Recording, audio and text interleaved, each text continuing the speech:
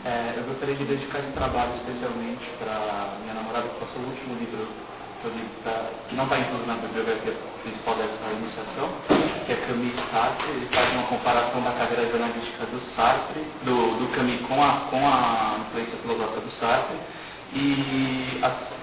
Na verdade, esse tema de iniciação científica, eu fiz uma pesquisa de 1 ano na CAPES ano passado, mas essa pesquisa se estende, na verdade, desde o final do meu ensino médio. Eu tive um projeto de literatura chamado Literatura Contemporânea dos Últimos 300 Anos, e um professor meu apresentou um livro chamado O Estrangeiro, que é consagrado como Nobel de 1957, o primeiro Nobel que um africano ganhou, porque o Camus é franco-argelino. E por conta disso, a gente acabou tendo que ler o livro, tivemos uma discussão em sala, e o livro me cativou muito porque ele tem uma narrativa bastante seca, bastante direta, frases curtas, e ele trata, inclusive, sobre um tema bastante curioso. Um árabe é morto por um argelino de origem francesa, com 5 tiros, e o cara não consegue provar no tribunal por que ele fez isso. É uma temática bem parecida com o Kafka, se vocês forem pegar a literatura do século XX, e que trata de temas, ao contrário da literatura tradicional, com personagens que têm universos próprios, o que a gente chama de personagens absurdos. Eles quebram o contexto da história linear. Para começar, eu me interessei em estudar também, mas eu tinha lido a literatura dele. E ele é realmente aqui no Brasil, na América em geral, ele é um objeto de pesquisa bastante conhecido. E ele não buscou ser apenas escritor. Essa foi a minha surpresa durante a faculdade de jornalismo. Eu comecei a pesquisar e descobri, na verdade, que ele se sustentava até ganhar o Nobel de Literatura como jornalista. Então eu me interessei por essa carreira jornalística dele e fui pesquisar sobre. Inclusive em livros brasileiros, a única coisa que eu comprei alguma referência que ele tenha sido jornalista foi no Camus e Sartre.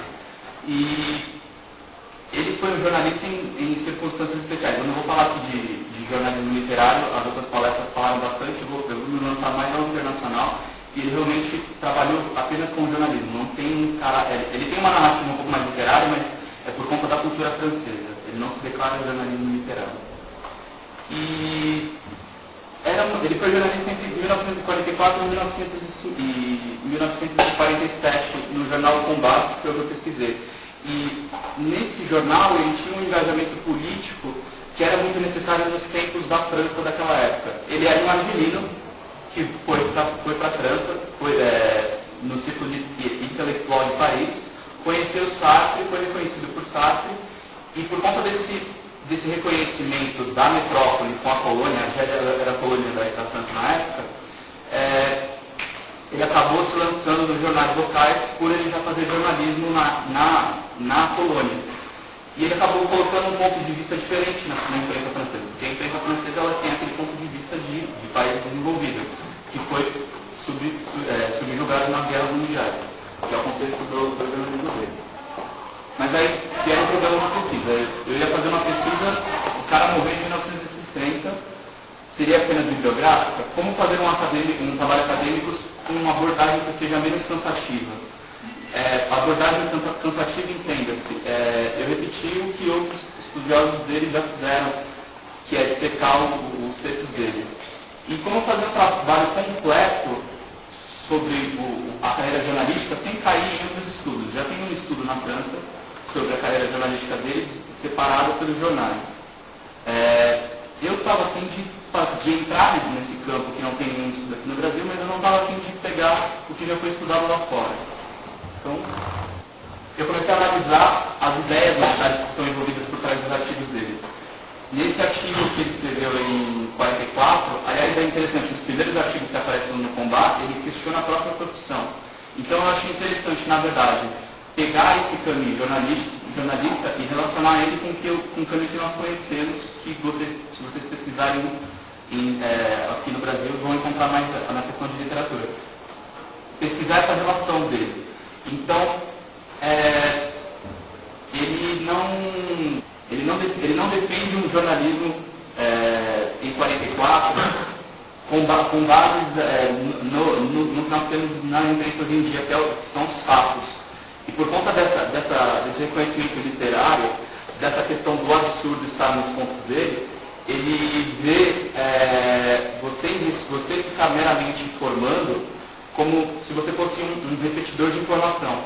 Então, nesse ramo, você tem que ter a ética e não uma atitude sistemática de julgar os casos como é julgado por todos. Porque é um caminho para a presunção e é um caminho para o egocentrismo. Então, como era um trabalho de comparação da carreira literária dele com a carreira jornalística, eu peguei outras referências de outras áreas que acabaram entrando na explicação, principalmente do contexto histórico dele.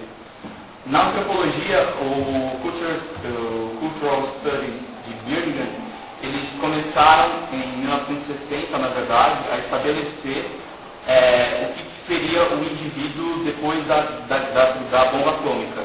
Seria o indivíduo pós-moderno, que é inclusive um rótulo que é questionado bastante por que é pós, significa quais qualidades individuais ele tem. E o Stuart Hall, que é o único jamaicano do grupo inglês, ele foi um dos poucos que classificou o indivíduo pós-moderno como uma pessoa que ela deixou de ter aquelas utopias do passado. Antes da bomba atômica, você tinha um sonho comunista assim, mais claro. Você tinha que tomar o controle para fazer a revolução e mudar completamente o sistema político nisso. No capitalismo, você tinha um sonho bem modelado também. Com o dinheiro que os Estados Unidos ganhou da guerra, eles pretendiam dominar o contexto global que a Europa dominou anteriormente. Era uma ideologia clara. Depois do acontecimento das duas bombas atômicas e a formação da Guerra Fria, você tem esses conceitos despedaçados. E é por isso que, inclusive, a literatura do Kafka, do Camus, dos existencialistas do Sartre, apesar de ter algumas diferenças, eles se encaixam nesse indivíduo pulverizado do século XX, da segunda metade do século XX.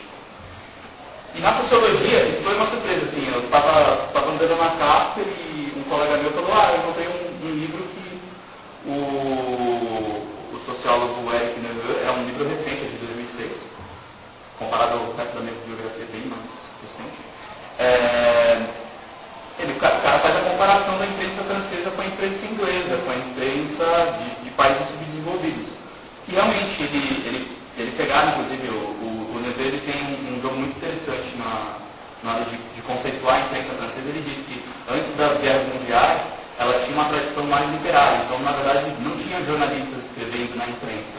Eram políticos, eram escritores tentando se lançar e vendo o jornal como uma plataforma de lançamento. É o contrário dos manuais que a Inglaterra lançou sobre como fazer jornalismo e que os Estados Unidos disseminou ainda mais esse conceito. E aí, entrando no campo específico do Camus, que o Camus, além de ter escrito literatura e ter feito jornalismo, que foi uma coisa que eu descobri depois, ele fez ensaios. Vou definir o texto de ensaio, assim, tem várias definições, inclusive o próprio Manuel, ele lista várias delas. Mas o ensaio é um texto que ele parece ser filosófico, mas ele não tem assim, uma intenção argumentativa como o filósofo faz. Ele parte de um pressuposto e, a partir desse pressuposto, ele dissemina uma ideia. E então, no ensaísmo do Camus, eu pesquisei o Manuel da Costa, que é o maior especialista dele aqui no Brasil, e aliás, a gente tem